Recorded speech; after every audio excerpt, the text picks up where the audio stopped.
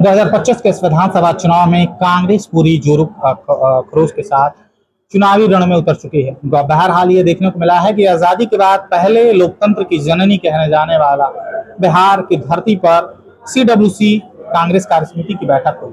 बहरहाल देखा जाए कि सियासी साल में हजारों सवाल है और हजारों सवाल में टटोला जाए तो कांग्रेस की जो राजनीतिक सरजमी है वो अपने आप को कितना खड़ा पा रही है, CWC का कितना बिहार की पॉलिटिकल स्ट्रक्चर पर इम्पैक्ट पड़ेगा, ये सोचने वाला विषय है।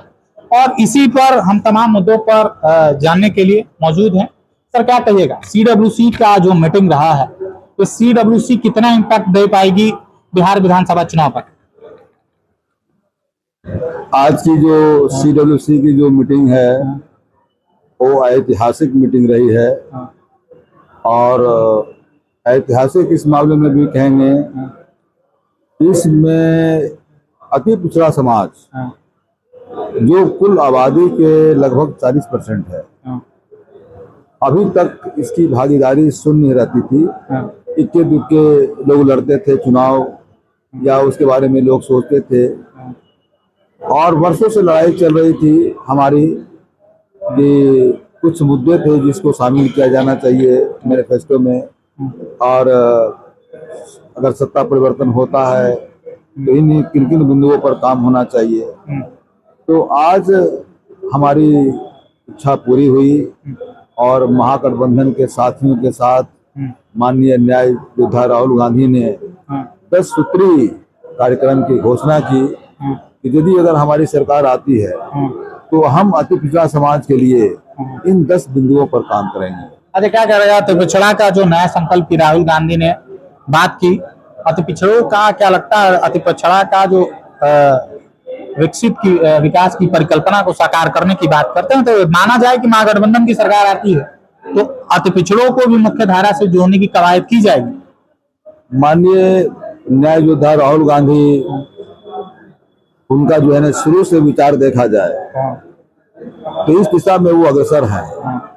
आप देखेंगे कि हमारे राष्ट्रीय अध्यक्ष दलित समाज से हैं और बहुत विरोध के बाद भी माननीय राहुल गांधी ने बिहार प्रदेश के जो अध्यक्ष के पद पर श्री राजेश राम जी की नियुक्ति की।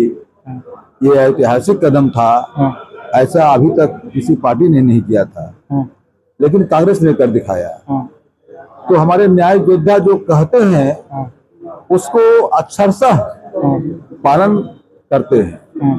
अब रही बात की 10 ये सूत्री जो मुद्दे हैं जो महागठबंधन के सरकार बनने के बाद इम्प्लीमेंट होने पर जो संशय लोग कर रहे हैं, तो उस संशय के बारे में मैं स्पष्ट कहना चाह रहा हूं कि ऐसा नहीं है कि महागठबंधन के जितने सारे नेता हैं वो इस 10 बिंदुओं पर सहमत हों, लेकिन राहुल गांधी जवान के पक्के हैं, जो कहते हैं सो करते हैं। और उसी तरह के हमारे माननीय राजेश राम जी हैं, हमारे प्रभारी श्री कृष्णा लावरू जी हैं, निहायत ईमानदार व्यक्ति हैं और सामाजिक सोच रखने वाले व्यक्ति हैं, गांधी की राह पर चलने वाले व्यक्ति हैं। तो ऐसा उन्होंने इसलिए किया कि उन्होंने देखा कि समाज के जो दलित, उपेक्षित, वंचित लोग हैं अभी भी मुख्य धारा से कटे हुए हैं और इनको जो जगह मिलनी चाहिए समाज में वो मिलता नहीं है।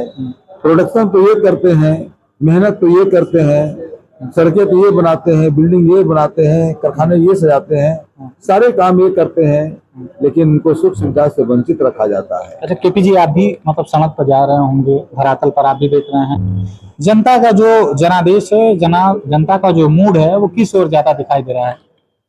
देखिए, अभी जो जनता का जो मूड है, हालांकि एनडीए के साथी हमारे बहुत सा प्रलोभन दे रहे हैं और जैसा कि माननीय तेजस्वी यादव ने कहा कि हम लोग मुद्दा लेके आते हैं और उस मुद्दे को भी जो है ना हाईजैक कर लिया जाता है, तो उनका बात अच्छा सत्य है। तो ये जो हमारा जो रुझान है अभी समाज का, जो वोटर अधिकार की जो बात किए माननीय न्याय योद्धा राहुल गांधी ने, वोट चोरों की जो उन्होंने खुलासा किया और उनका साक्ष्य को उन्होंने दिखाया, प्रमाणित किया उसको। तो देश की जनता का जो विश्वास जो है ना नरेंद्र मोदी से हटने लगा है, एनडीए के तरफ अब लोग वो घृणा की दृष्टि देखने लगे हैं कि ये इतना गंदा काम कर रहे थे और चोरी से सरकार बना रहे थे। तो ये बहुत बड़ा इम्पैक्ट पड़ा है समाज का, और अब ये समाज जो है ना राहुल गांधी की तरफ देख रहे हैं, और लग रहा है कि राहुल गांधी जैसे लोग प्रधानमंत्री की कुर्सी पर बैठना चाहिए। दूसरी बात है कि आपके चैनल के माध्यम से मैं बता दूं कि राजनीति में बहुत सारे लोग आते हैं, और मैं बार बार कहता हूं कि मैं राजनीति दिमाग के साथ दिल को भी लगा के करता हूं।